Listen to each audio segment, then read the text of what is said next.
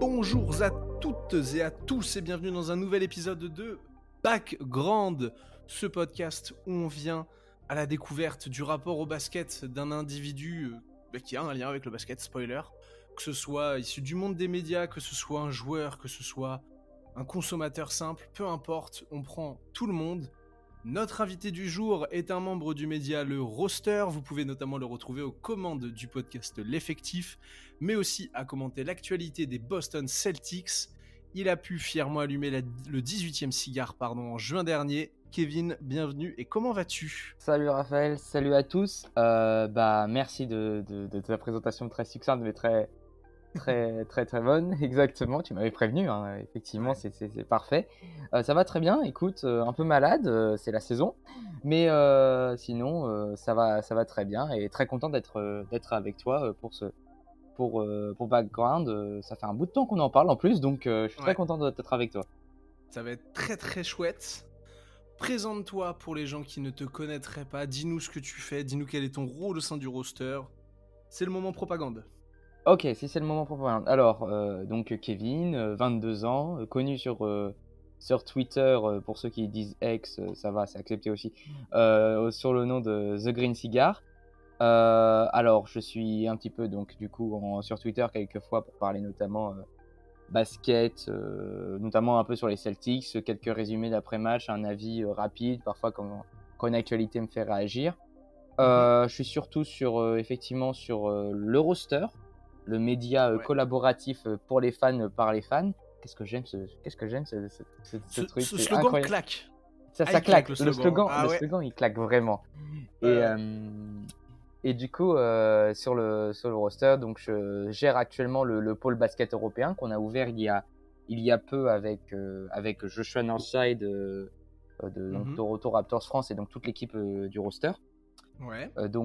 Voilà, et puis il y a dans le cadre du basket européen, il y a donc le podcast L'Effectif qui parle aujourd'hui donc du basket français, même si aujourd'hui on tend également à se développer sur l'Europe. Donc on n'a pas fait d'épisode depuis un bout de temps, mais on a des idées et je pense que ça peut être super cool à faire.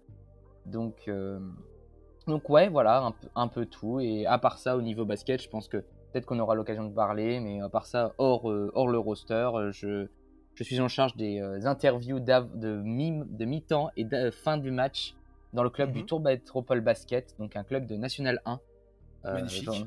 Ouais, on aura peut-être l'occasion d'en reparler, mais globalement, Non. ma vie tourne beaucoup autour du basket. La balle orange en intraveineuse, visiblement.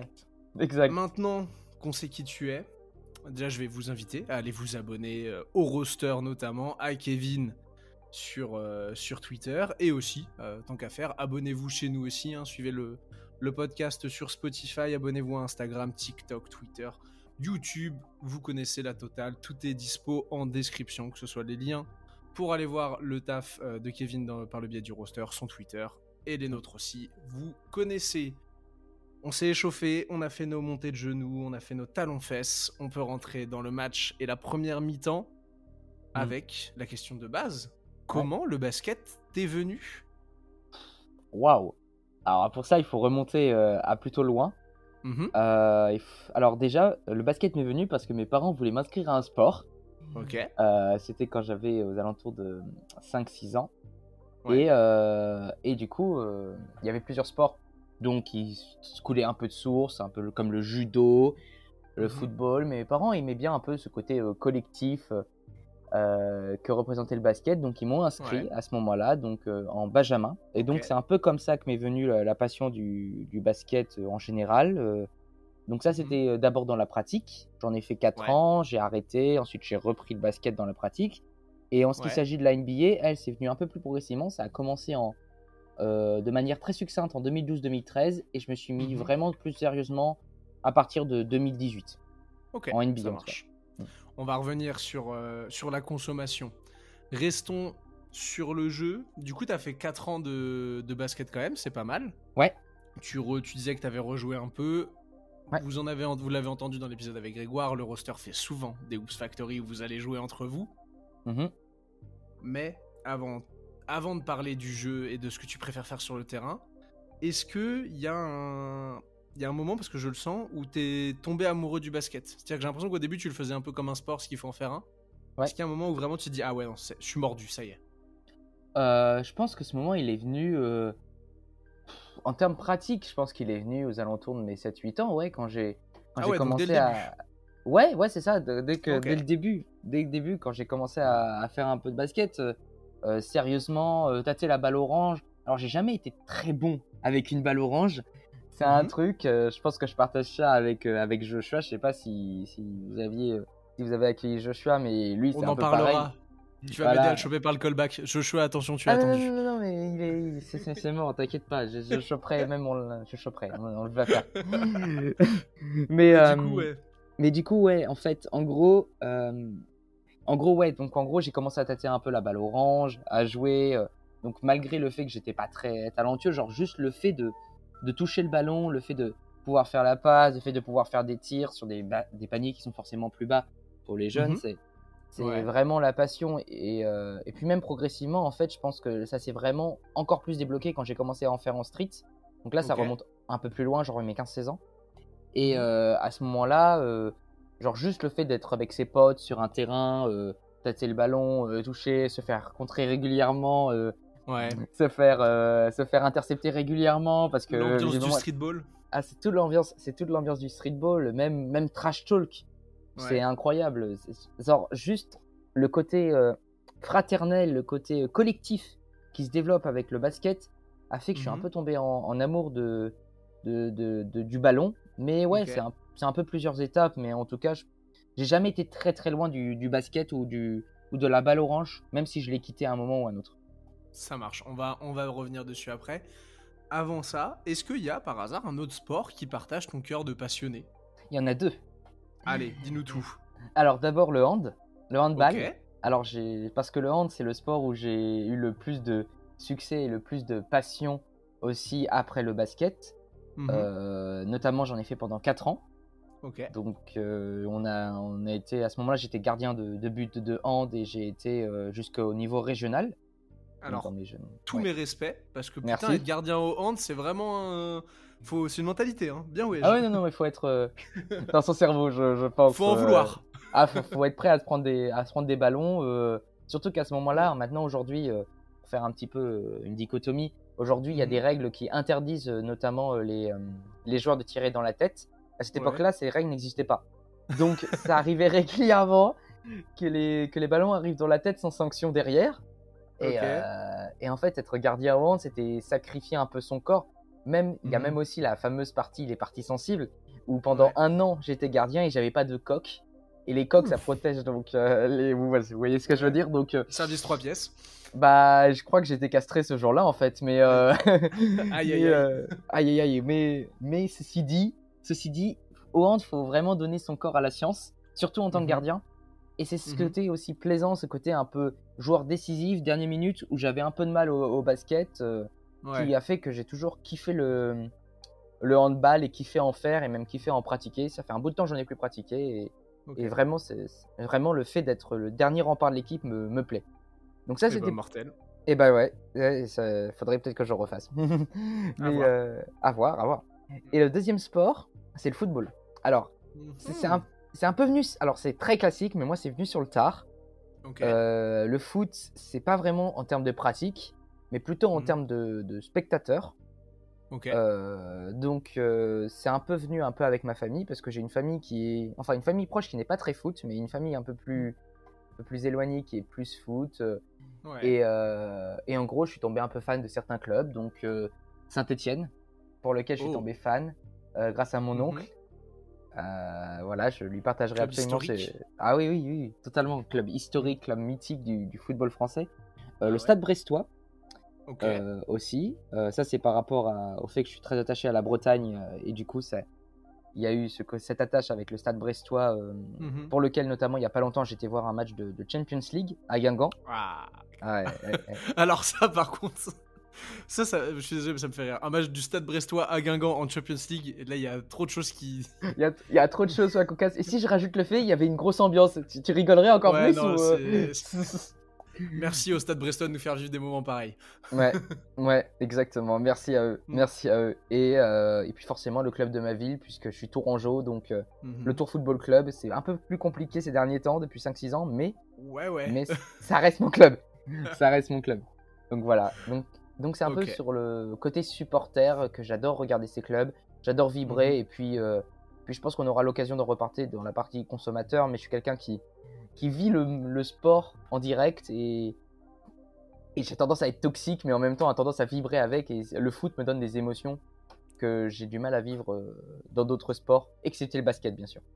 On va en reparler, mais t'aurais bien tort de pas vivre le côté spectateur à fond. C'est ce qu'on aime aussi. Mhm. C'est pour ça qu'on est là pour parler de ça. Restons sur le jeu, c'est la première mi-temps, c'est le premier quart-temps. Tu nous disais que tu avais joué au basket, Mhm. mais du coup, est-ce que t'as un meilleur souvenir de l'époque où tu jouais? Que ce soit d'ailleurs un souvenir en basket organisé ou en playground, peu importe. En basket organisé, pas tant que ça, parce que c'était surtout quand j'étais jeune. Et puis j'en ai refait un an en organisé où ça s'est malheureusement pas très bien passé. Ok. Dommage.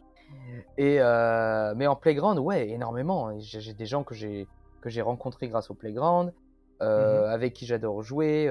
Genre les moments où ça arrive une fois dans ta vie, mais le moment où tu vas te battre ton pote qui est juste 5 ou 6 niveaux au-dessus de toi. Ouais. Moi, ça m'est arrivé une fois, c'était au lycée. Ok. Et on est tellement taré que ce jour-là, il neigeait. Il faut savoir qu'en Touraine, la neige, ça arrive une fois tous les 6 ans. Donc ce jour-là, on s'était dit dans notre cerveau, et ça te dit, on va faire du basket sur la neige. Allez hop, allons en faire. Je sais pas ce qui nous est Oh, la passé. fausse bonne idée. Très très très mauvaise idée, mais pour moi bonne idée puisque j'ai gagné le seul match de ma vie contre ce mec.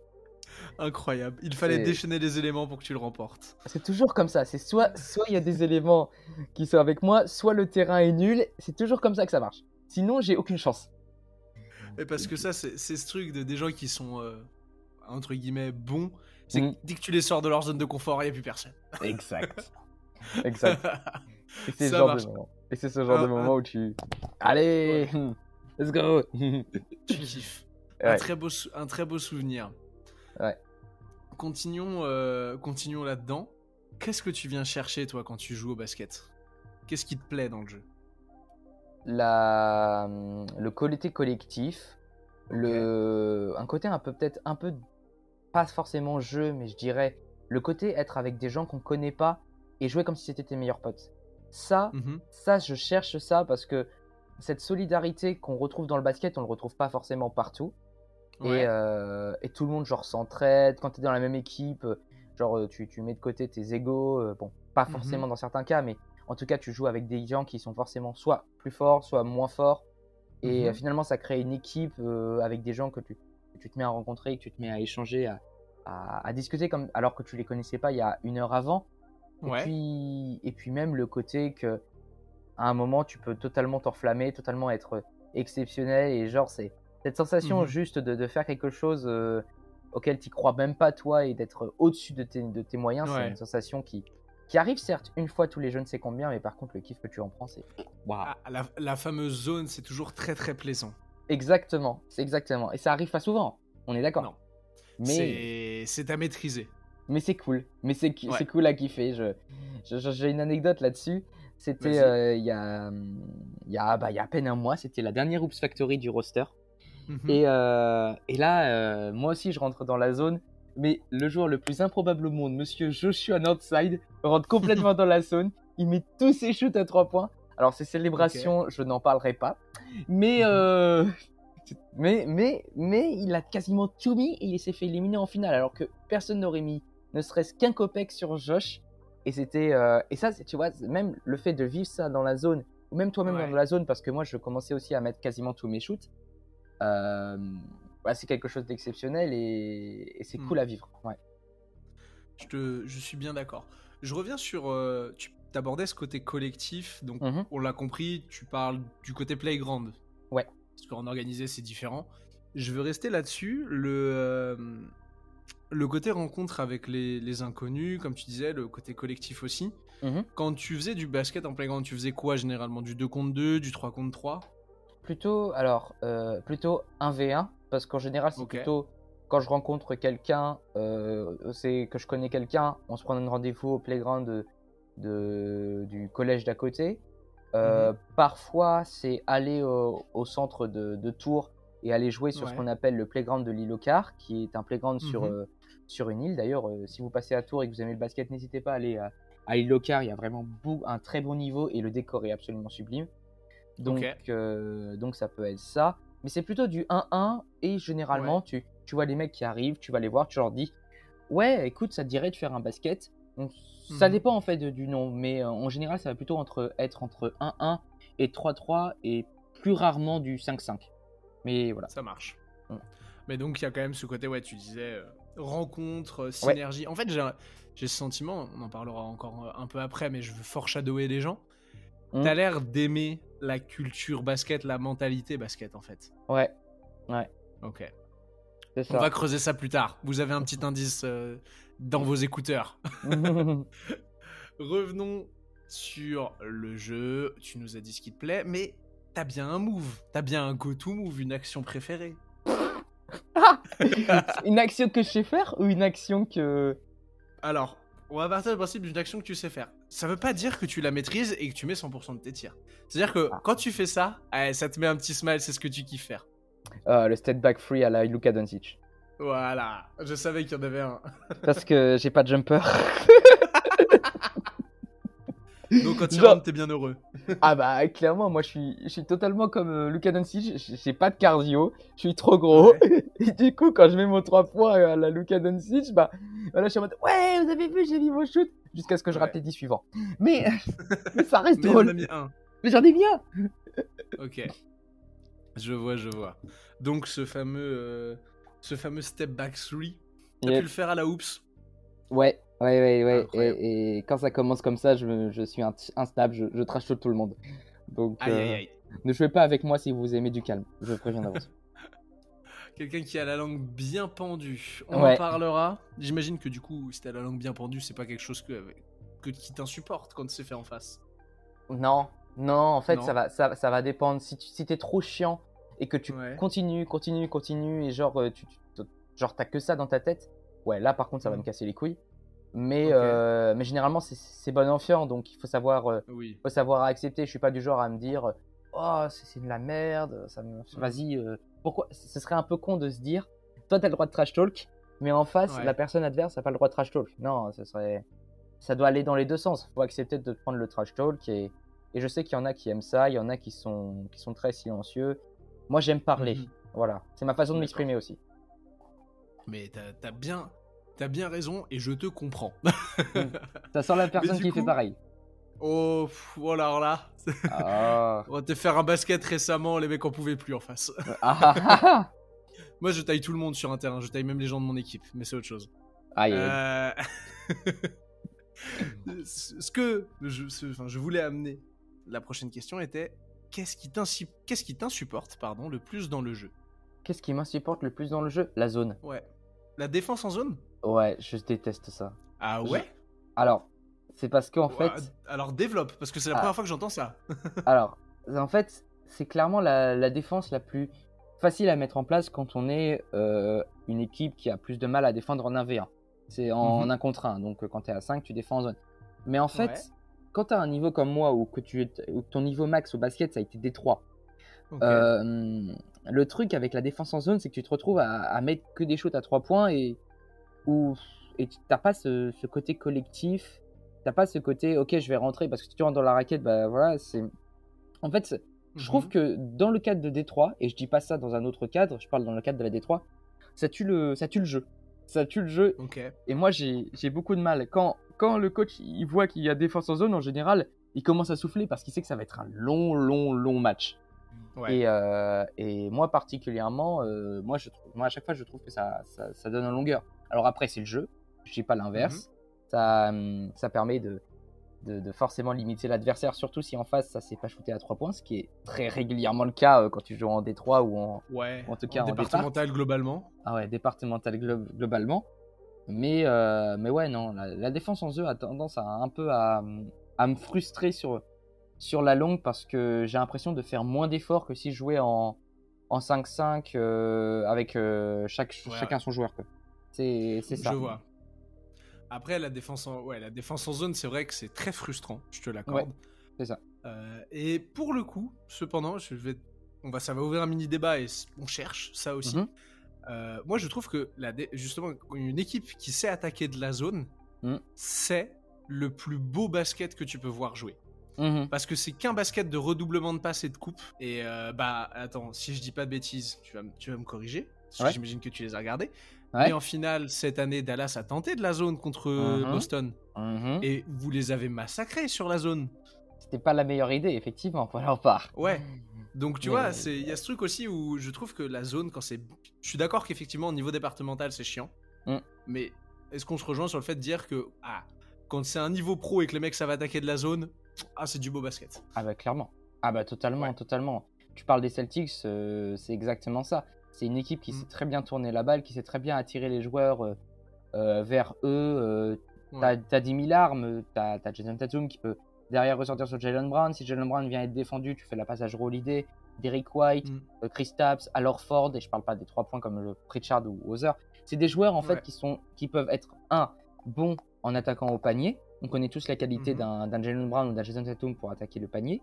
Et 2, excellent pour shooter à 3 points. En fait, c'est ça ce qui fait la force des Celtics. Et peut-être que je dérive sur un futur sujet. T'inquiète, c'est pas grave. Probablement. Mais quand c'est bien attaqué la zone, tel que font les Celtics ou tel que font d'autres équipes pro qui savent très bien ensuite écarter à 3 points après avoir attiré les joueurs dans la raquette, c'est magnifique.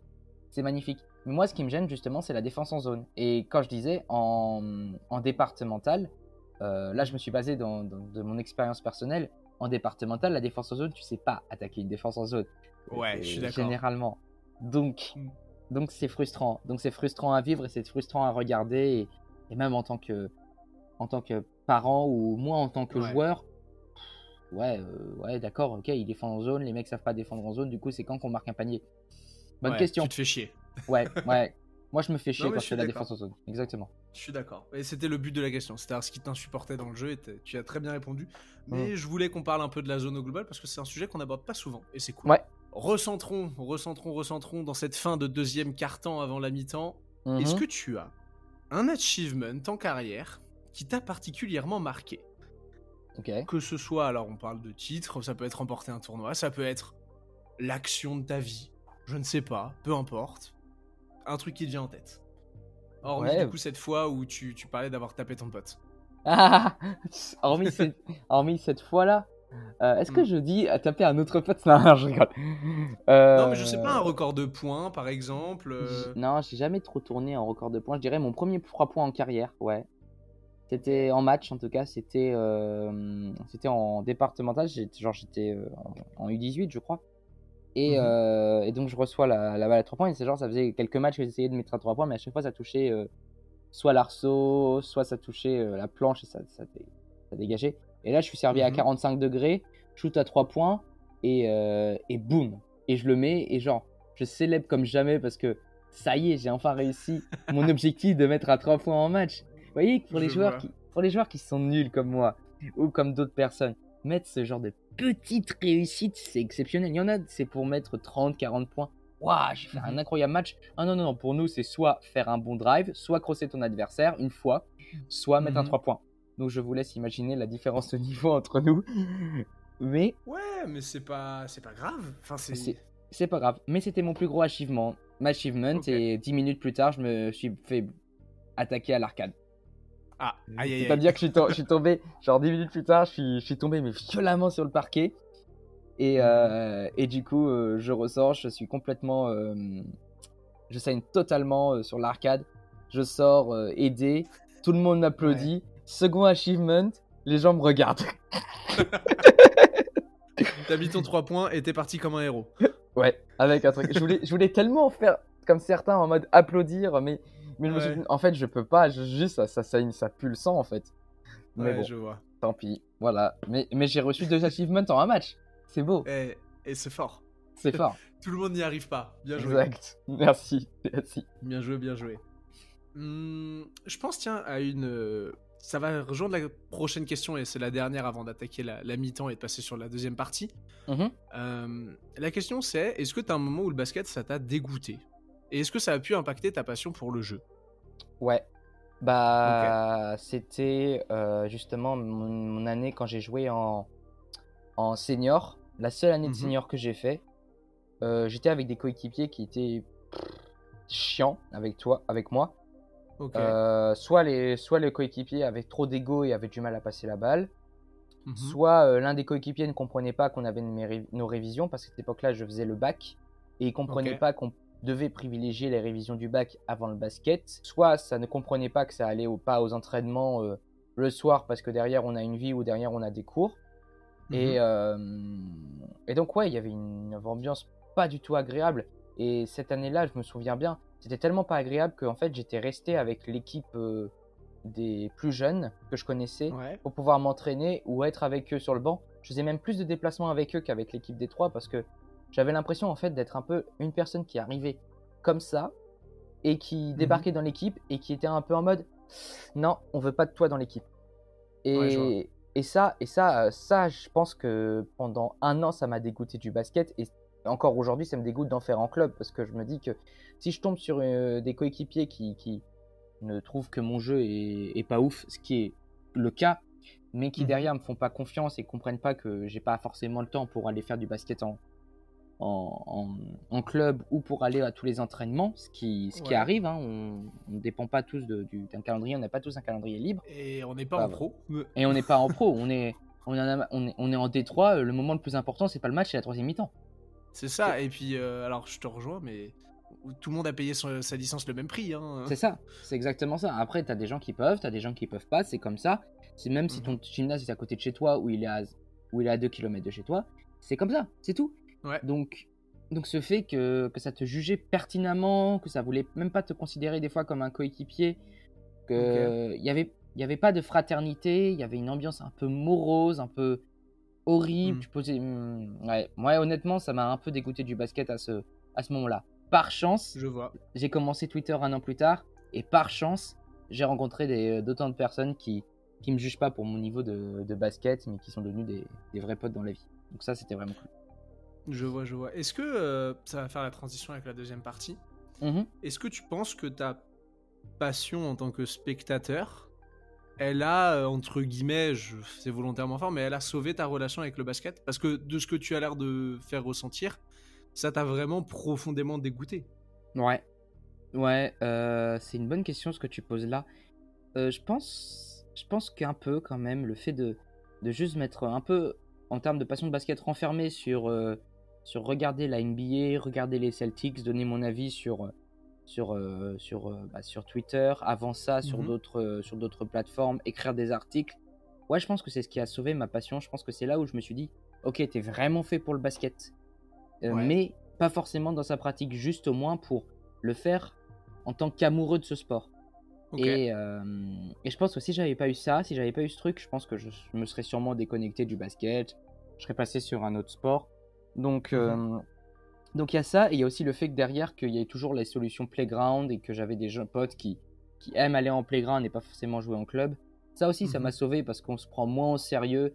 T'as beau être nul, on va pas te faire des reproches ou... Oui, t'es en playground, il y a rien à gagner, il y a rien à perdre. C'est ça, il y a juste le fait de passer du bon temps avec tes potes et de rencontrer d'autres personnes. Donc je pense que ces deux éléments-là ont fait que je suis toujours resté plus ou moins à ce moment-là en attache avec le basket. Mais je me suis jamais vraiment posé la question avant que tu poses la question. Donc c'est ça. Mais je pense que maintenant qu'on prend du recul sur les choses, ouais, je pense que clairement ça a permis de rester en contact avec la balle orange. Ça a beaucoup aidé. Je profite de ce que tu disais, et ça va permettre aussi de rebondir sur cette sensation de rejet que tu disais dans ton équipe parce que pas au niveau. Alors déjà, je trouve ça très stupide dans Détroit de demander mondes et merveilles, alors que c'est de la Détroit. Avec tout le respect, j'y ai joué, hein, mais bon les gars, il y a rien à gagner à part le sandwich pâté à la fin du match. Ouais. Donc je pense que tu vas me rejoindre, mais si jamais vous êtes jeune et que vous nous écoutez et que vous jouez au basket et que ça se passe mal parce que justement vous n'avez pas le niveau, vous n'êtes pas accepté dans l'équipe et tout, barrez-vous. Allez Ouais. faire autre chose. Ouais. On est d'accord? Ouais. Je reprends ton exemple et je On est t'invite à continuer, mais on est d'accord. allez jouer en dehors, en fait. Ouais, c'est ça. Moi, c'était à la base difficile parce que c'était mon club de ma ville, c'est le club où je connaissais tout le monde. Mhm. Mais ça m'a particulièrement dégoûté. Il y avait eu aussi une autre phase. Je reviens un peu là-dessus parce que ça me fait repenser à autre chose. Vas-y. J'avais un coach. C'était ce jour-là, j'avais été voir du basket, du basket pro, Ok. un match amical donc au nord de ma ville. Et derrière, Mhm. genre 1h30 après, j'avais entraînement et il faut savoir, j'habite au sud. Donc, Ok. je devais traverser toute ma ville du nord au sud, sachant que Tours s'est étendue du nord au sud. Et Mhm. donc, j'arrive, je suis complètement épuisé. Et j'arrive, je suis complètement épuisé, je prends mon maillot, je suis comme ça, mais je sens qu'il y a un truc qui va pas. Je vais vraiment pas bien. J'ai couru, Mhm. je suis pas bien, je me sens pas en forme pour l'entraînement. Et Ouais. il en arrive qu'à un moment, je dis, je suis désolé, j'y arrive plus. Je sors en courant et je suis pas, c'est pas très glorieux, hein, mais je vais vomir dans les chiottes. Ouais, C'est mais c'est- ça arrive, hein. Ça c'est pas arrive. très glorieux. Sauf que cette histoire a fait que ce coach, qui était complètement stupide et qui d'ailleurs est resté qu'un an, m'a surnommé pendant 4 mois Vomito. Ah. Jusqu'à ce que mes parents, jusqu'à ce que mes parents aillent le voir et lui disent: «Maintenant, on va arrêter les conneries. T'es son coach, tu arrêtes de le surnommer Vomito». Parce que moi, j'appréciais pas. Genre une fois c'est marrant, 2 fois ça va, Ouais. 3 fois ça va, mais au bout de 4 fois, faut aller se faire foutre quand même. Ouais, c'est du harcèlement. C'était du harcèlement. C'était du harcèlement. Ouais. Donc, ça a été la première chose qui m'a fait. Après, il y a eu donc l'histoire en Détroit, mais à ce moment-là, je me suis dit: «Mais il y Mhm. a vraiment que des cons au basket». Et Ouais. donc vraiment, même si c'est votre club de cœur, même si c'est là où vous avez grandi, même si c'est là où vous avez toujours joué au basket, non. Soit vous avez un autre club pas très loin de chez vous, vous avez les moyens d'y aller, allez-y, si vous Mhm. voulez continuer en club, soit barrez-vous. Allez faire du Ouais. playground, jouez avec vos potes, mais surtout ne remettez pas un pied dans ce club. Peut-être après, à voir si ça s'arrange, mais si vous vous sentez mieux comme ça, barrez-vous, jouez en playground et vous verrez, pas de prise de tête, vous kifferez. Je suis tout à fait d'accord. Merci d'avoir fait ce PSA avec moi parce que c'est important. Ouais. Il faut le rappeler, ne restez pas dans un endroit où vous n'êtes pas bien. Mhm. Il y a des choses qui sont faites si vous êtes... épanouissez-vous autrement, le sport doit être un plaisir. Exactement. Surtout quand on joue pas en pro. Exactement. Ça vient clôturer notre première mi-temps. On va aller se prendre un petit Gatorade, on va aller, Mhm. je sais pas, visionner les replays du coach qui gueule parce qu'on a mal fait la zone, justement. Et se préparer pour la deuxième mi-temps, pour ton basket en tant que consommateur cette fois-ci. Ouais. Tu l'as dit, t'as eu une première amourette avec la NBA 2012-2013, mais t'y es Ouais. revenu plus tard. Ouais. Allez, dis-nous tout, comment ça a commencé? Ok. Et ben, j'ai dit première amourette, mais en réalité, c'est vraiment juste une toute petite accroche parce que Oui, mais c'est pour ça, c'est... Le... tout. On surjoue Ouais. ici. Exactement. On surjoue. On surjoue. Et après, on est complètement crevé. On rejoue pas du match. Et après, on Euh, tempère. et après, on t'en perd. Voilà. Mais du coup, ouais. Pour revenir à ça, du coup, 2012-2013. En gros, Mhm. on est au collège, on est avec d'autres fans. Je suis au collège avec d'autres fans de basket. On a une petite discussion basket. Et arrive au moment où il me demande: et toi, Kevin, c'est quoi ton club préféré, enfin ta franchise préférée en NBA? Moi, à ce moment-là, je connaissais pas trop la NBA. Je disais: bah, j'en ai pas. Et le mec me répond du tac au tac: bah, il y a intérêt à en trouver une. Donc tu cherches et il faut que tu choisisses une équipe. Je suis en mode: ok. Ouais, Donc, ok, d'accord. d'accord, hein, c'est pas de problème. Donc le soir même, je vais sur l'ordinateur de mes parents et je Mhm. regarde. Et c'est total chose complètement stupide, hein, vous me jugerez. Et bah, je choisis les Celtics parce qu'il y a un léproche. Bah, attends, c'est une raison comme une autre, hein. Non, mais juste pour les couleurs, hein, mais juste pour le fait, parce Ouais. qu'en gros, j'ai toujours été attiré par la culture celte, d'une façon ou d'une autre, le côté un peu breton, le côté un peu trèfle à Irlandais. quatre feuilles, Ouais. irlandais, exactement, le fait que j'étais un petit peu matrixé parce que mon prénom est celte, donc extrêmement matrixé. Et du coup, ouais, juste pour les couleurs, à ce moment-là, je choisis les Celtics. Mais vraiment rapidement, je regarde pas du tout les matchs, surtout que c'était la seule année où les Celtics sont un tant soit peu tankés. C'était les années de Brandon Bass, Oh, ah Rajon ouais. Rondo en franchise player, les premières années de Brad Stevens en tant que coach des Celtics, Avery Bradley. Avery Jared Bradley, Sullinger. Sullinger, exactement. Voilà, c'est un peu tout ce genre Jeff de... Green aux Celtics à l'époque. Jeff Green aux Celtics, exactement. Et justement, j'ai appris à connaître ces joueurs parce que chez un pote qui avait à ce moment-là une PS3, ouais, ça remonte, hein, vous voyez. Ouais. Il avait des NBA 2K13 et je prenais tout le temps les Celtics et donc j'ai découvert un peu l'équipe et bizarrement je perdais tout le temps avec elle, je sais pas pourquoi. Faut Bizarre. me dire. Bizarre. C'est peut-être à cause du Prenez niveau. le hit, ton pote. Non, je crois pas. Non, il prenait les Lakers à ce moment-là, donc Ah, c'est il pas avait mal aussi. Ouais, c'est pas mieux, il avait Kobe. À ce moment-là, il avait Kobe. Il y avait Qu'est-ce que Pau tu veux que je aussi fasse? encore. Il y avait Pau. Qu'est-ce que tu veux que je fasse contre Kobe et Pau avec Rajon Rondo en franchise player? Rien du tout. Rien. Voilà. Et du coup, là, c'était mon premier lien. Après, je lâche un peu pour aller au hand. Et puis ensuite, vers 2017-2018, bah, je retombe un petit peu dedans. Et à ce moment-là, bah, il s'avère qu'il y avait un petit joueur, là, 1m76, qui fait ma taille, qui est exceptionnel. Monsieur, vous savez de qui je parle? The King of the Force, le monsieur numéro 4, Isaiah Thomas. Et ce joueur me donne du plaisir, même le collectif derrière. Drake Crowder, Avery Bradley, tout ce collectif. Il revient. Ouais, non, tout ce collectif était exceptionnel. Et donc progressivement, je me remets au basket, je me remets à suivre. Je vibre devant mes premières émotions, je crois que c'est les 51 points d'Isaiah Thomas après la mort de sa sœur. Ah, contre les Wizards là au premier match. Contre les Wizards, ouais, ça c'était un truc exceptionnel. Ouais, quel moment. Je l'ai pas vécu en direct, mais en replay, c'était juste le côté émotif derrière. J'ai les frissons rien que d'en reparler. Ah ouais, non, c'est un moment incroyable. Bigger than basketball. C'était vraiment le cas. Ouais, clairement. C'était bigger than basketball. Et puis après, bon, 2018, Kyrie Irving, mon premier maillot de basket que j'ai toujours et que pendant des années j'ai eu honte de porter. Ça va mieux maintenant. Ça va mieux. Ouais. Ah, c'est une cicatrice, mais maintenant qu'on a le titre. C'était Kyrie du coup le premier maillot? C'était le Kyrie version TD Garden. Donc c'était avec le parquet, c'était gris, parquet TD Garden. C'était mon premier basket et pendant très longtemps le seul maillot actuel, puisqu'après j'en ai acheté un de Paul Pierce, donc en hardwood. Et puis derrière, il y a eu JT. Il y a eu un maillot je crois que c'est même pas un maillot, non, c'était un t-shirt et celui dont je suis plus fier en maillot, Miami, Dwayne Wade en version Vice. Première année. Donc je dis bien, le noir, il est exceptionnel. Il est incroyable. Il est sublime ce maillot, trop beau.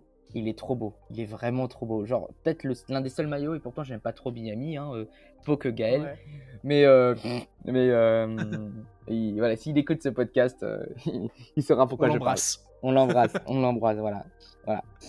Et mais du coup, ouais, voilà, ça a été mon premier lien. Et puis après est venu progressivement.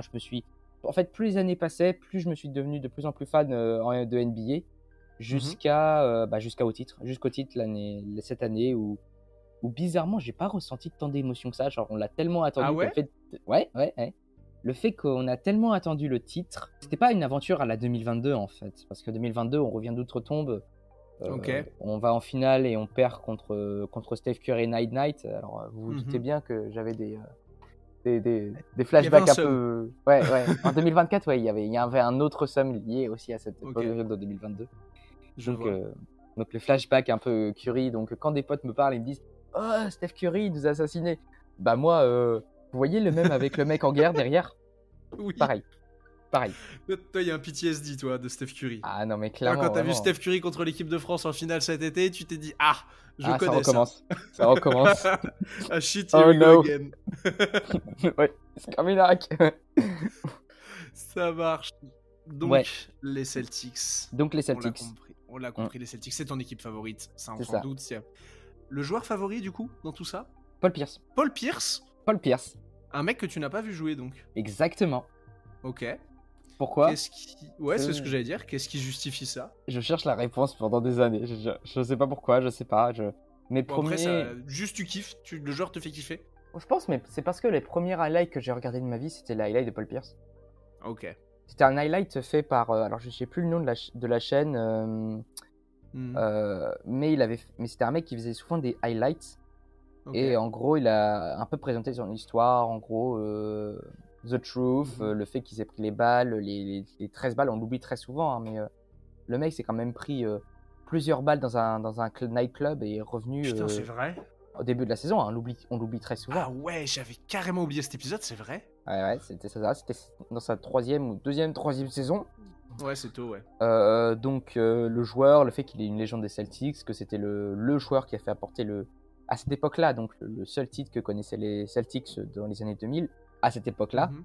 Et donc un peu tout ce côté-là, ce côté je donne mon corps au truc. En fait, il y a une telle symbolique derrière Paul Pierce, et même derrière sa passion qui fait qu'aujourd'hui, si on me connaît sur Discord, mon nom c'est The Truth, ou Truth. Oui. Parce que c'est Paul Pierce. Parce que la raison, c'est Paul Pierce. Ok. C'est monsieur You Can't Handle the Truth. Voilà. Le bon vieux Polo. Le bon vieux Polo. Il en pense quoi de la vraie carrière de Paul Pierce? Alors, j'ai eu beaucoup de mal. C'était une petite vanne, c'était volontaire. Ah, non, le pauvre. Ah, ça me tue, hein, parce que tout le monde me fait de la vanne en mode Ouais. oh, t'as vu l'arrière-carrière de Paul Pierce, il dit n'importe quoi. Je dis moi, j'aime le joueur. C'est tout. Ouais. Je comprends. Bon, ça reste des êtres humains et des fois ils sont pas tous éclairés, surtout dans l'après-carrière. Mhm. Bref. Parlons quantité. Si je te demandais de te baser sur une journée, sur une échelle de 1 à 5, comment tu te juges en termes de quantité de consommation de basket? Oh, 3-4. Je pense que je dirais que je suis pas drogué, mais alors, on va prendre une journée classique. Voilà, on va prendre ce qu'on appelle un job dans le milieu des transports. Un job. Donc, imaginons c'est un vendredi, très sain, voilà, dernier jour. Et ben en fait, il va y avoir plusieurs types de consommation. Ça va être d'abord à 20h le match de mon équipe de club, de mon équipe favorite de N1, donc Tours, qui va souvent être à la salle pour aider ou pour faire les interviews. Donc ça va être soit je les regarde donc depuis chez moi et je vibre avec mon club. Ensuite, il y a le soir, il y a la TTFL, puisque je gère une équipe de TTFL qui a un plutôt bon niveau. On pourra peut-être en reparler après. Mais bien sûr. Jusqu'à minuit. Et à partir de minuit, soit je vais me coucher parce que je suis trop crevé, soit je me dis, bon, alors en même temps que je vais faire mon travail, et ben pourquoi pas on va peut-être se mater un petit peu de NBA sur le League Pass. Je remercie mon pote Pacers Talk C-Web de nous d'avoir gentiment passé à moi ainsi qu'à Greg justement le League Pass. Et donc ça peut être mater des matchs des Celtics, ça peut être mater mon pick TTFL, ça peut être pour curiosité regarder les Pacers que j'aime bien. Donc voilà. Donc en fait ma journée basket elle se développe surtout sur le soir. Après par contre je suis tellement drogué par ça que le matin ça peut m'arriver que même première chose que je fais, je regarde les résultats de la nuit, les points TTFL, les Celtics, qu'est-ce qu'ils ont fait cette nuit. Et comme j'ai des potes qui sont fans de NBA, genre pendant la journée, ça peut être discussion autour de la NBA, discussion autour du fait, avoir des débats avec un fan de Westbrook, avoir des débats avec un... Ouais, ça c'est véridique. Pourquoi un fan de Westbrook? Parce qu'un de mes potes, que je salue, est fan de Westbrook, est fan de Westbrook. Ah oui, et du coup, j'ai tendance à énormément le vanner en lui disant alors elle arrive pour quand la bague. Elle arrive pour quand la bague. Du coup, on se vanne souvent. Ou ça peut être avec un fan de Kevin Durant, qui est un autre de mes potes. Et là, on a tendance à se prendre souvent le bec parce que je lui dis non, tu dis que de la merde. Ça se trash talk fort. Ah ouais, non, clairement. Donc en fait, ma journée tourne énormément autour du basket. Donc je pense 4, ouais. Ok. Un beau score. Un joli score. Pas volé, visiblement. Hein, ça mange du contenu. Tu en parlais un peu, ça va te donner l'occasion si tu veux parler de la TTFL. Ouais. Tes supports de consommation de basket, du coup, il y a le fait d'aller à la salle, donc le match IRL, le fait de regarder la TTFL. Ouais. Tu joues à Touquet? Non. Ok. Parce que j'ai pas sinon, quel autre support de consommation de basket y a-t-il? Bah, à part donc aller à la salle, TTFL, regarder les matchs sur le League Pass, regarder les replays le matin, ou aller sur l'application Oops. D'ailleurs, je fais comme on est partenaire avec le roster de Oops, le travail de Lookman est exceptionnel. Donc, allez télécharger l'application Oops si c'est pas encore fait. C'est vraiment une application de dingue niveau basket. Lien dans la description. Et en plus, vous avez les articles du roster dessus. Donc, que demander de plus? Vraiment. Un taf exceptionnel de Lookman. Et Et du coup, c'est à peu près tout pour mes supports de basket. Tu consommes pas du coup de contenu qui parle de basket? Non, pas tant que ça en vrai. Ça m'arrive des fois de regarder alors, je regardais Game of Thrones à une époque. Je sais pas si tu connais. Oui, de fou. Pour ceux qui n'ont pas, la parodie Game of Thrones fait par ESPN avec la NBA. C'est trop drôle. C'est trop bien fait. Ah ouais, le souvenir que tu viens de me révéler. Ouais. Maintenant, il y a Hero Ball, qui est le nouveau truc qu'a mis en place Bleacher Report. Donc, Hero Ball. Des fois, ça m'arrive de regarder du Secret Base, parce que ça me passionne. Thinking Basketball, mais genre, c'est vraiment très furtif. Je suis plus, comme j'ai dit, je suis plus émotion et moins statistiques, ce qui tranche avec quelques membres du roster comme Greg, notamment. Garde tes billes, on va en discuter après. Ouais, voilà. mais ouais, ça dépend. Des fois, je tombe sur des vidéos qui me donnent envie. Je suis intrigué par la façon dont ça parle des Celtics ou la façon dont ça parle d'un joueur que j'aime bien. Et je me dis, bah, let's go, je vais aller voir ce que ça donne. Est-ce que je suis d'accord? Est-ce que je suis pas d'accord? Et voilà, quoi. Pas de tout ce qui est trash talk, first team, podcast. On pense à Abdo, Guillaume du Basket Lab. Alors, je suis pas très podcast basket et c'est très marrant quand tu le dis parce que je suis sur un podcast et voilà. Je pleure actuellement. Tu pleures actuellement, donc il est probable que je n'écoute pas le rythme. Non, je rigole. Je vais quand même l'écouter. Voilà, on a un petit peu d'écoute. C'est gentil. Je sais. Et j'ai écouté tout le podcast avec Greg. Hein. Je dis bien. Oh, magnifique, bravo. Ouais, c'était vraiment bien. Je dis pas la version. Voilà. Plaisir. Allez écouter les podcasts. Allez sur toi. Allez écouter tous les podcasts d'ailleurs. Et mais du coup, ouais, pas tant que ça podcast et pas tant que ça trash talk. Ouais, j'ai du mal à accrocher avec notamment même tout ce que fait trash talk en général sur YouTube, j'ai un peu plus de mal. Je vais plus lire leurs articles. Ouais. Mais par exemple, les 30 previews en 30 jours, c'est moins mon truc. Ça va être très furtif si je les regarde. First Team, ouais, je suis pas le plus grand fan de First Team. Même ouais, en général, les podcasts, et pourtant, je trouve qu'il y a de l'excellent travail, que ce soit du côté de généraliste.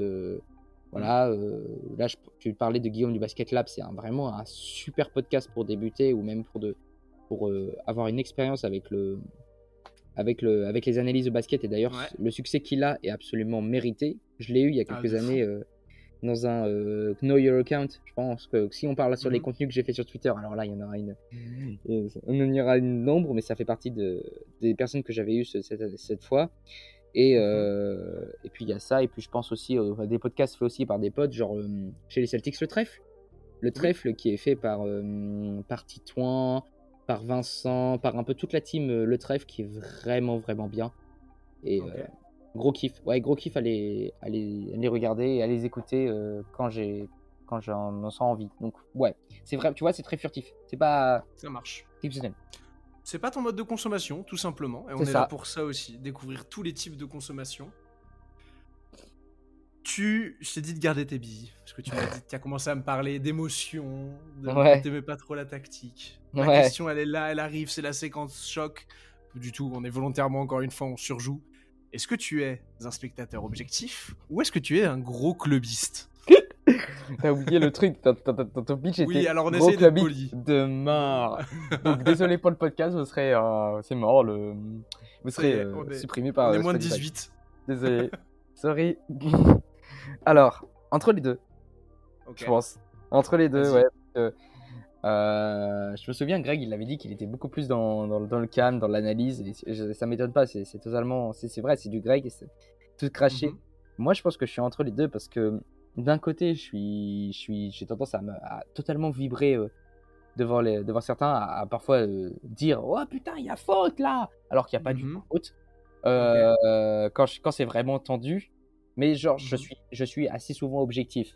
Par exemple, là, en match, quand je suis avec quelqu'un, j'ai tendance à lui dire ouais, je pense pas qu'il y ait faute, ou quand je pense qu'il n'y a pas faute, je me dis non, là il y a pas faute, c'est pas normal, franchement, c'est un bon call. S'il ne nous siffle pas ce call, c'est un bon call. Et même devant la NBA, ça a tendance à me dire, quand ça siffle et même que la salle siffle, je suis en mode, ouais, je comprends, il n'y a pas faute. Donc en fait, c'est un peu entre les deux. C'est-à-dire que dès que tu vas m'entrer dans les moments clutch ou même dans des moments où je suis totalement pas en accord, bah, je peux vraiment être rentré dans un petit clubisme quand même. Mais je reste quand même avec un peu de décalage pour me dire, ok, il n'y a pas faute. ok, je peux pas en vouloir à lui.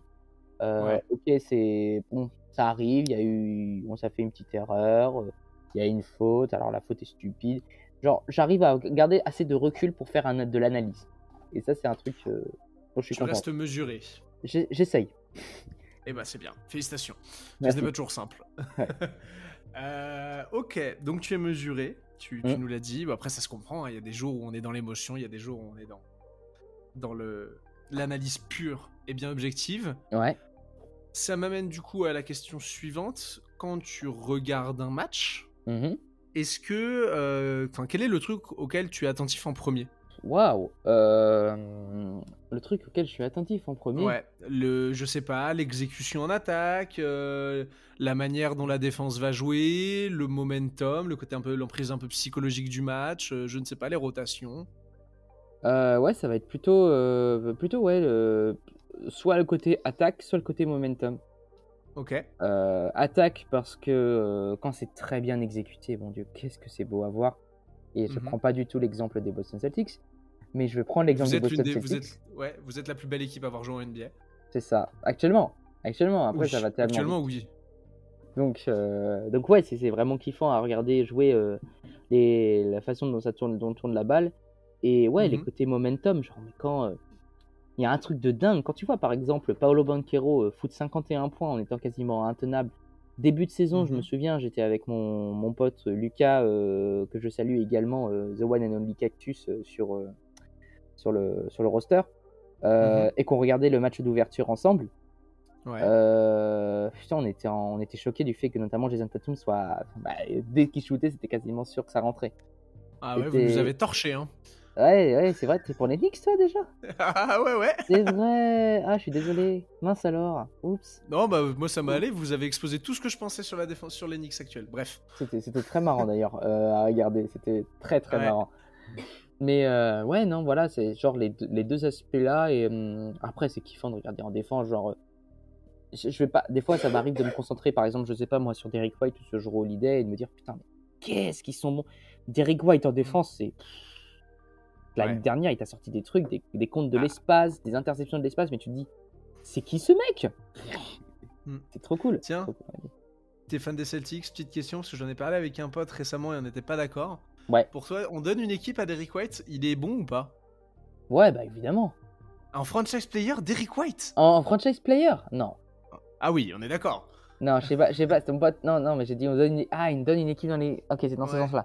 dans ce Non, sens-là. pas. Je pense, par contre, en deuxième, troisième option, oui, sans aucun doute. Ah ouais, putain, moi Euh, je le en vois juste comme le role player ultime. Ah bah c'est clairement le role player ultime, il fait tout. Ouais, mais bon, Mais une ouais. équipe, ouais, je pense pas qu'il les épaule aujourd'hui pour avoir une équipe. Alors après, qui sait, hein, moi je pense que je Oui. suis une équipe NBA, je donne les clés du camion à Jalen Brown quand il veut tous les jours, mais Alors ça, on est malheureusement. d'accord. Mais bon, on va pas recommencer le débat que ça fait des années Éternel. qu'on a. Il est éternel celui-là. Ouais. Est-ce qu'on garde les Jazz? Est-ce qu'on les sépare? Ah bah on s'en fout, on a un titre maintenant, chais. Qui c'est le meilleur des deux? Qui c'est le meilleur des deux, hein? Ça Eh c'est ben, ce la débat réponse pendant a les été finales. répondue. Ouais, non, mais ce débat pendant les finales, j'en pouvais plus. Hein. Vraiment, en mode, non, mais Ouais. c'est bon, hein, voilà. Et puis maintenant, c'est Jason Tatum qui sort un peu de sa boîte et Jalen Brown qui est juste nul à chier à 3 points, faut dire les termes. Bah voilà, c'est comme ça. Hein. Mais les deux sont Après, oui, complémentaires. non, je suis d'accord. Mais je dérive encore une fois. C'est pas grave, tu peux. Et Derrick White, oui, c'est un très beau role player, mais est-ce de là à donner les clés d'une franchise? Dire, il est meilleur clairement qu'il l'était aux Spurs, mais est-ce qu'aux Spurs on pouvait le considérer un franchise player alors qu'il était déjà très très bon à ce moment-là? Non. Je pense même pas que si je sais pas moi, si aujourd'hui tu l'envoies dans une équipe du genre Détroit, ben, aux côtés de Cade Cunningham, ça peut faire beaucoup de flammes, mais est-ce que les observateurs le considéreront comme franchise player? Non, ils le considéreront comme un excellent role player, ça, c'est Wow, sûr. excellent role player. Ce sera même pas une deuxième option. C'est ça. Deuxième, troisième option, ça s'entendrait. Genre, je pense à Détroit. Tu mettrais qui? Tu mettrais Cade et Jaden Ivey devant? Non, mais alors c'est pas ça. C'est que pour moi, alors Derrick White, en fait, pour moi, c'est balle en main et création pour les autres où il est limité. Ouais. Mais ce qui fait que pour moi, une deuxième option, t'as besoin d'un deuxième créateur. Ouais. Mais c'est un autre débat purement de comment on mène une attaque basket. Ouais, c'est ça. Mais On aura ce débat en off. On aura ce débat en off, exactement. Mais en tout cas, pour moi, tu donner les clés d'une camion avec Derek White, non. Par contre, le mettre autour de joueurs qui sont déjà des bons. Voilà, là, tu me demandes aujourd'hui une franchise sur laquelle il pourrait totalement aller s'épanouir et il apporterait quelque chose d'important.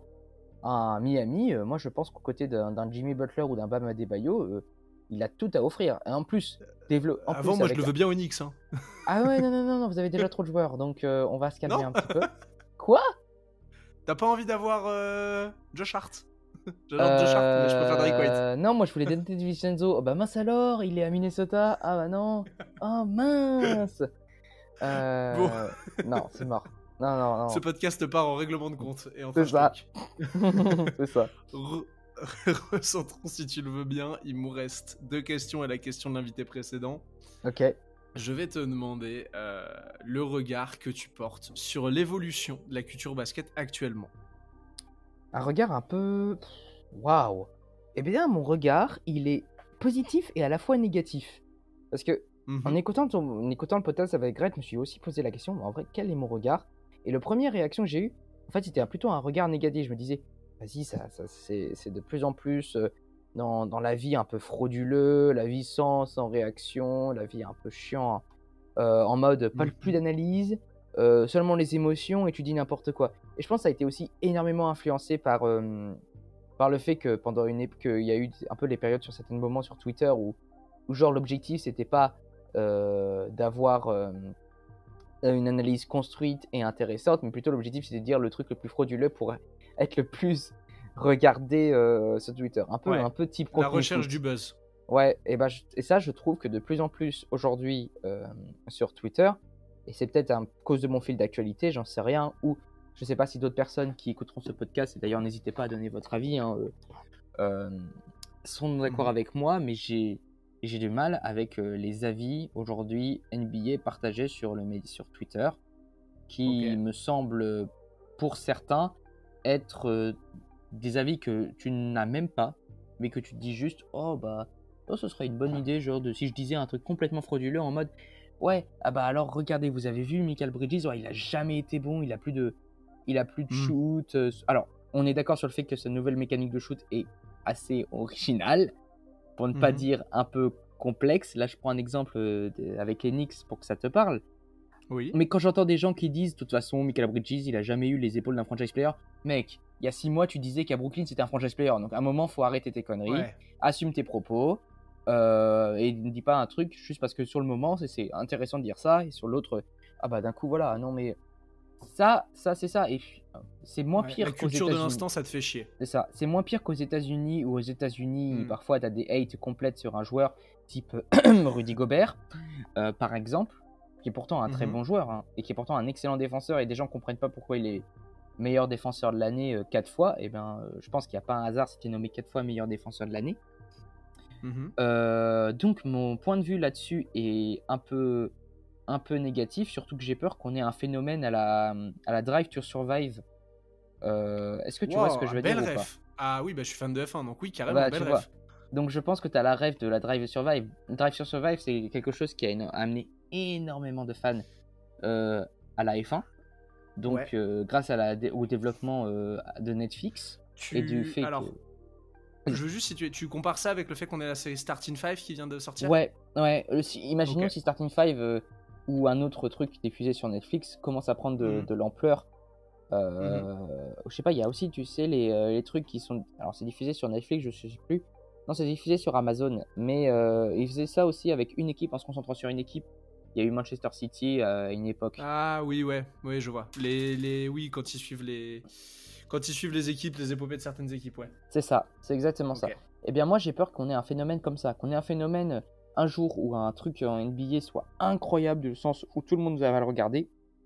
Sauf que comme c'est compté à la Netflix et qu'il y a tous les dramas, eh bien, tu te rends compte qu'en fait, les gens qui arrivent de ce sport, de Drive to Survive dans ce cas-là, dans le cadre de la F1, eh ben, ils connaissent pas grand-chose à la F1 et ils ont tout de suite des avis un peu frauduleux.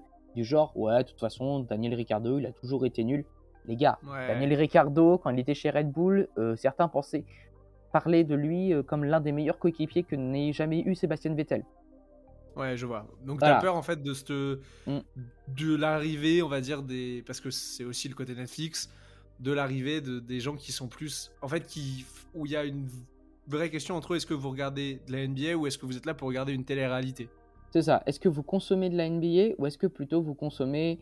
Voilà. Est-ce que vous conseillez le basket, le jeu, le développement de ce jeu, Mhm. ou est-ce que vous consommez plutôt le spectacle et tout ce qui est autour? C'est Je un vois. peu, c'est vraiment une opposition de deux systèmes que aujourd'hui, je pense que beaucoup de fans arrivent à combler, mais peut arriver qu'un jour, des gens soient totalement dans la fraude et commencent à dire des avis frauduleux sur, imaginons, un joueur qui était très très bon avant et qu'aujourd'hui est moins bon qu'un au hasard Mhm. Chris Paul. Imaginons, ouais, de toute façon, Chris Paul, il n'a jamais été bon. Les mecs, vous oubliez que Chris Paul était quand même parmi les meilleurs joueurs de la ligue à une époque Top pas 2 si lointaine. MVP en 2009. Exactement, exactement. À la Nouvelle-Orléans, c'était quelque chose. Et Ouais. je parle pas aux Clippers avec Lob City, c'était Mhm. exceptionnel avec Blake Griffin et Je DeAndre vois. Jordan. Les avis sur Blake Griffin, c'est pareil. Ouais. Il y a eu ça. Il y a eu de ça à une époque. Ils ont complètement oublié le phénomène physique et athlétique qu'était Blake Griffin quand il était chez les Clippers et sa reconversion plutôt bonne, selon moi, quand il est arrivé à Détroit. Je vois. Là, les gens Donc ouais, l'oublient. cette culture de l'instant, ça te fait chier en fait. Ouais, cette culture de l'instant, ça me fait chier. Faut être vraiment neutre. Enfin, Je vois. prenez du recul sur les choses. Donc ça, c'est le côté négatif.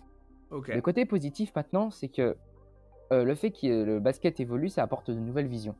Ça apporte une vision qu'on n'a pas forcément quand on était avant et que certains aujourd'hui ont du mal à accepter.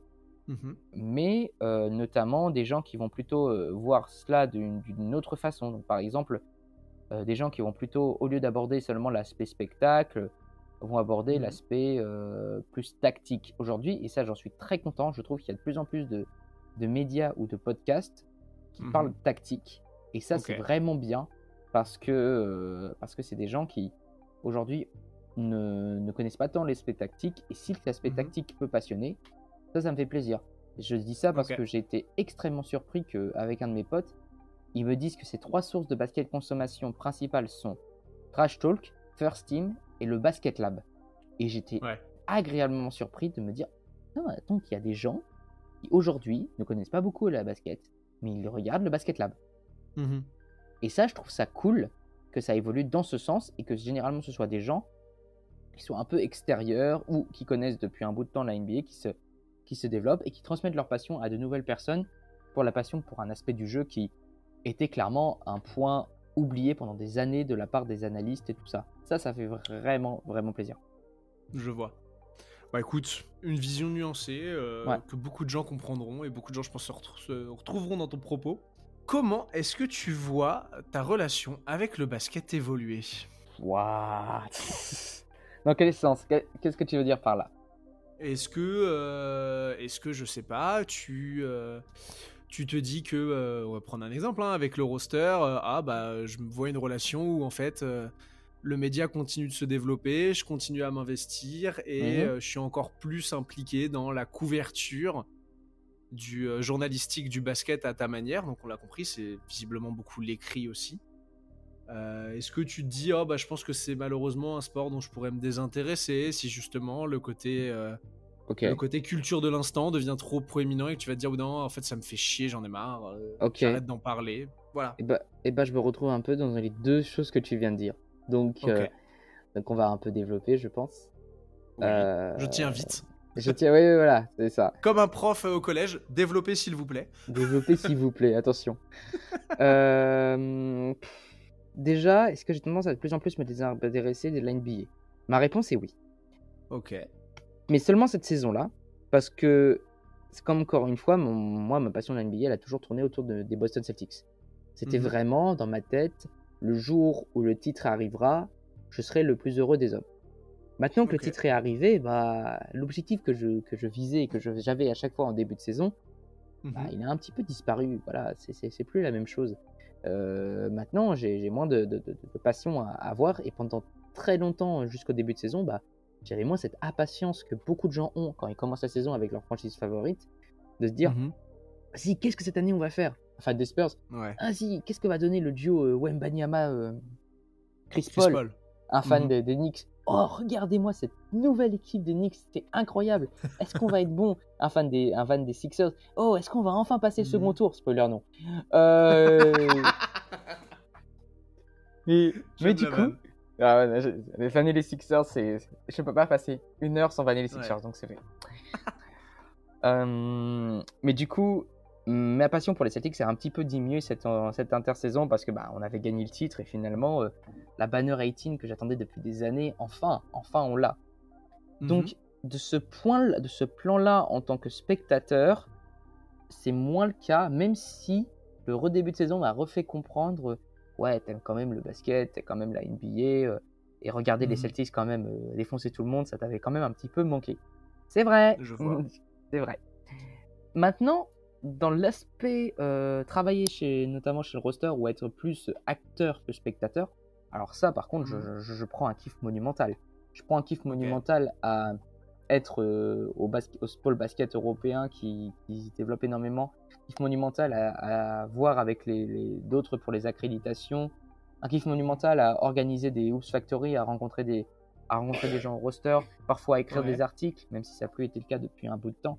Tous ces éléments, je prends un kiff juste parce que j'évolue dans une sphère avec le roster qui est une sphère amicale, parfois familiale, même si certains, je ne sais pas si d'autres du roster se retrouveront, parfois familiale et ouverte à tous. C'est-à-dire qu'on s'en fout de quel est ton niveau au basket, on s'en fout de quelle est ta capacité d'écriture. Si tu es là parce que tu écris sur le basket, que tu aimes écrire sur le basket ou que tu aimes parler du basket, eh ben on te prend en fait. On prend tout type de personnes et c'est quelque chose qui est juste ce côté être acteur d'un élément, d'avoir de nouvelles portes qui s'ouvrent, d'avoir, là je donne des exemples avec le roster, alors de plus en plus on est accrédité à des clubs français, voire européens. On a été accrédité à Hambourg pour la saison. Un de nos collègues est allé voir un match d'Eurocoupe actuellement. Ouais, voilà, d'Eurocoupe. C'était face à Bourg-en-Bresse, à Hambourg. Salut Quentin, si tu nous écoutes. Je pense on t'embrasse. Je pense à la Suisse aussi, avec Tobias, qui fait partie de nos rédacteurs en chef, qui lui est en mission pour faire développer le roster dans toute la Suisse, et il le fait très très bien. Ok.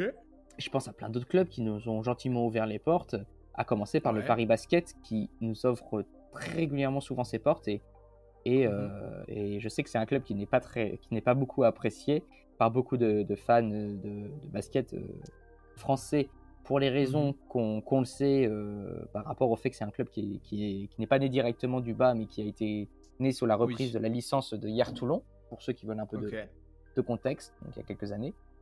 Mais c'est des clubs qui t'ouvrent les portes, qui sont ouvertes sur un milieu plus commercial, plus communicatif.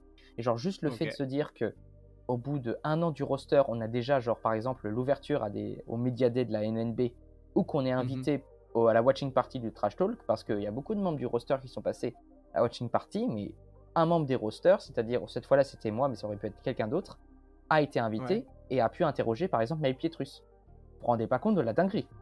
C'est des choses, et je donne un autre exemple aussi, j'ai la possibilité également avec le roster d'avoir la possibilité d'interroger des joueurs de l'équipe de France avant leur match. C'est ce qui est arrivé à moi, ce qui est arrivé à Clément, je crois, à Montpellier. Genre cette possibilité-là, mais jamais j'aurais cru dire qu'au bout d'1 an du roster, je serais capable d'aller interroger Rudy Gobert, de discuter avec Gershon Yabusele, de poser mes questions à Evan Fournier, ou d'être avec, voilà, genre comme un autre journaliste.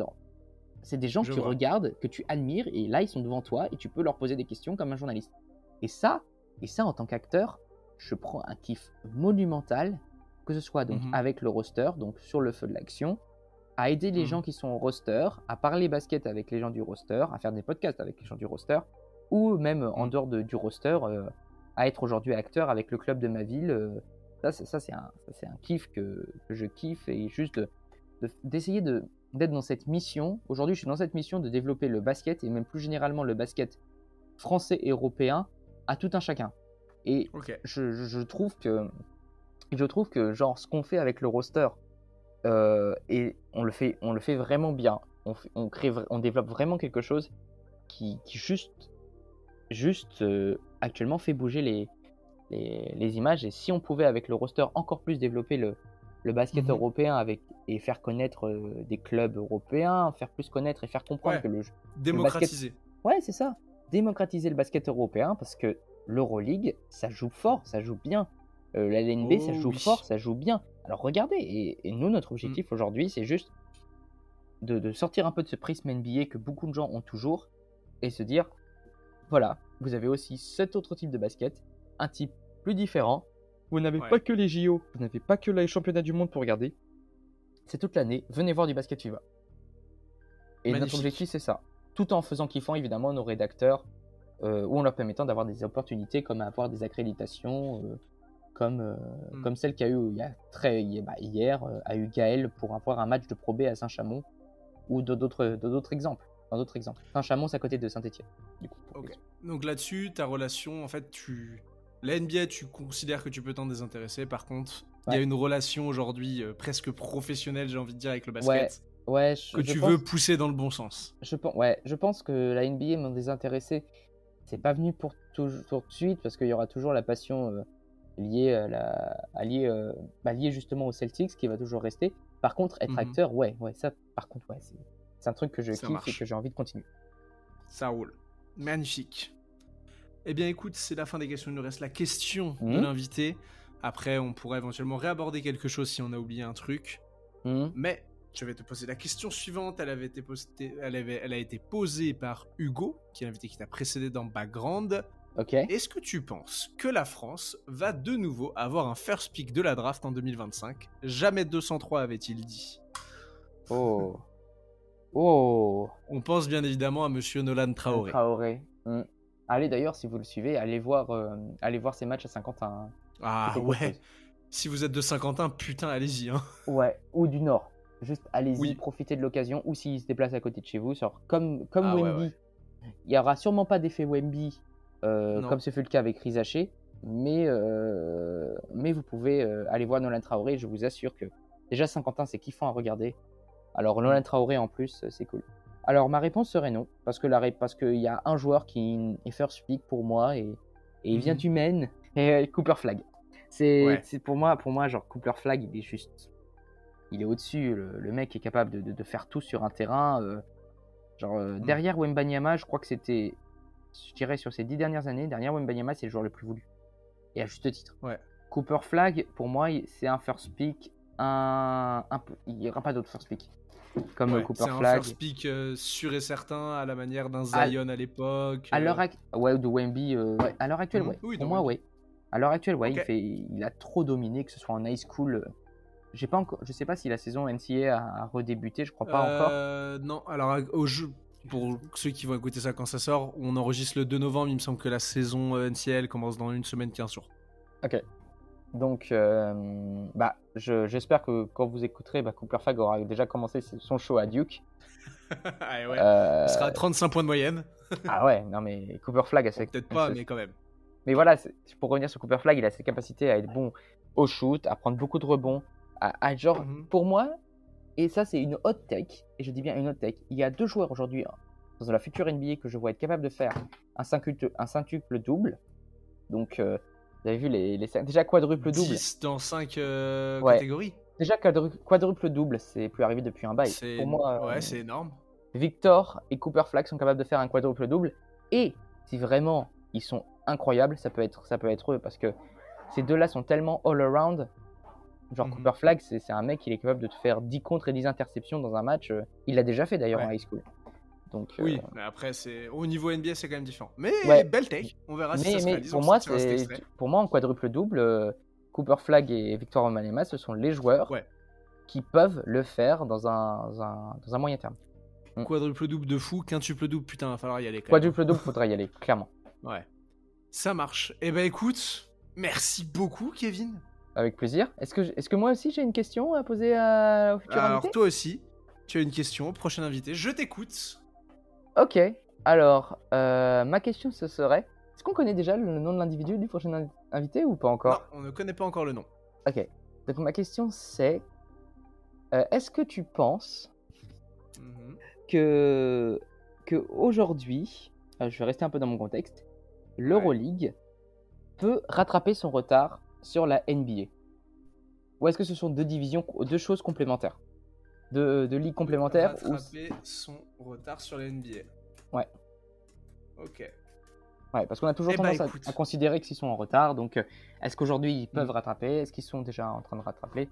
Voilà. Très belle question, très bonne question, très intéressant. Bah, merci. C'est moi qui vais te remercier de nouveau Bah, avec plaisir. d'avoir été avec nous, de t'être prêté au jeu. J'espère que tu as apprécié. Bien sûr, absolument. J'espère que les gens qui nous écoutaient ont apprécié également l'épisode.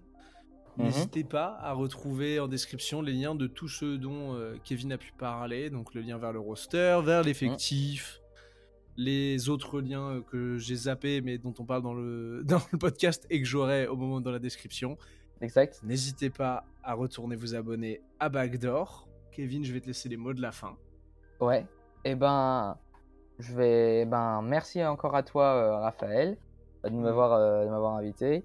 Je pense aussi à Baptiste. Merci pour ce que vous faites, les gars, parce que c'est vraiment le contenu, il est vraiment cool et il diffère de ce qu'on écoute habituellement. Donc n'hésitez pas évidemment à lâcher un petit j'aime et à suivre le podcast parce que franchement ça fait toujours plaisir. J'espère bien qu'on va réussir à développer la passion. J'espère bien que le roster va continuer à se développer parce que c'est vraiment un média de fou et qui mérite qu'on en parle pendant des heures et des heures tellement le taf qui est fait et qui est en train de se faire est cool. Et dernier mot, Josh, si tu m'écoutes, tu vas passer dans ce foutu podcast et tu vas parler de ton expérience parce que c'est vraiment intéressant. J'en ai marre que tu dises non, moi ça m'intéresse pas. Tu vas passer dans ce podcast maintenant, je sais pas quand, mais je vais te choper ta cravate et tu vas y passer. Tu comprends? T'entends? Allez le boss, on t'attend. Voilà. Ok. Merci beaucoup Kevin. T'inquiète, y a pas de souci. Topette à tout le monde. Prenez soin de vous.